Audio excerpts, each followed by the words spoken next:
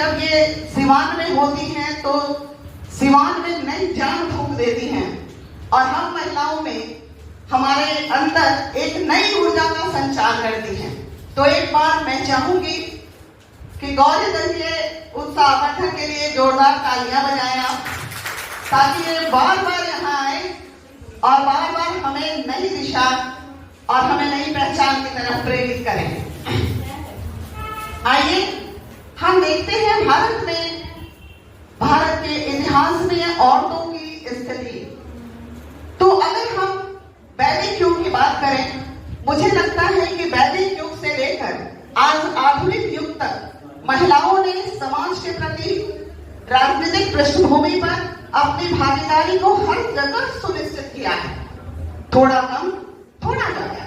अगर हम वैदिक युग की बात करते हैं, वेदों की रचना की बात करते हैं, तो 27 महिलाएं ऐसी थी जिन्होंने वेद को लिखने में अपनी महत्वपूर्ण और सराहनीय भूमिका निभाई थी, जिनमें हम मैत्रेय को बोलेंगे, अमाला को बोलेंगे, लोपामुद्रा को बोलेंगे। ये इस तरह की महिलाएं थी जिन्होंने बहुत अच्छी तरह से वेदों का अध्ययन किया था और वेदों को लिखने में एक भारत को महत्वपूर्ण अमूल्य धरोहर दिया था।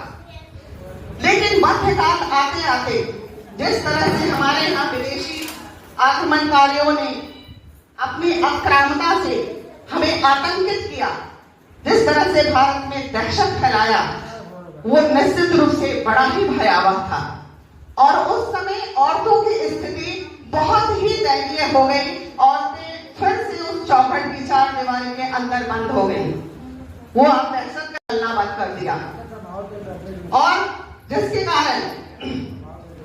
कारण हमारी सभ्यता, हमारी परंपरा, हमारी संस्कृति सब कुछ हाशिए पर पहुंच गई। लेकिन जैसे ही अंग्रेजों का आगमन होता है हमारे देश में, आधुनिक युग शुरू होता है, उसके बाद जिस तरह से अंग्रेजों के आने के पश्चात भारत में जिस तरह पश्चिमीकरण हावी होता चला गया और जब हम लोग हमारी भारत की औरतों ने जब ये महसूस किया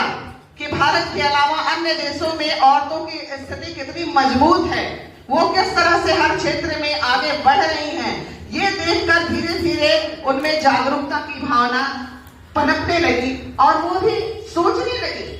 कि किस तरह अपने देश के लिए काम किया जाए। इतिहास गवाह है, झांसी के रानी से लेकर हम चाहे जितना भी देखें, औरतों ने राजनीति में भी,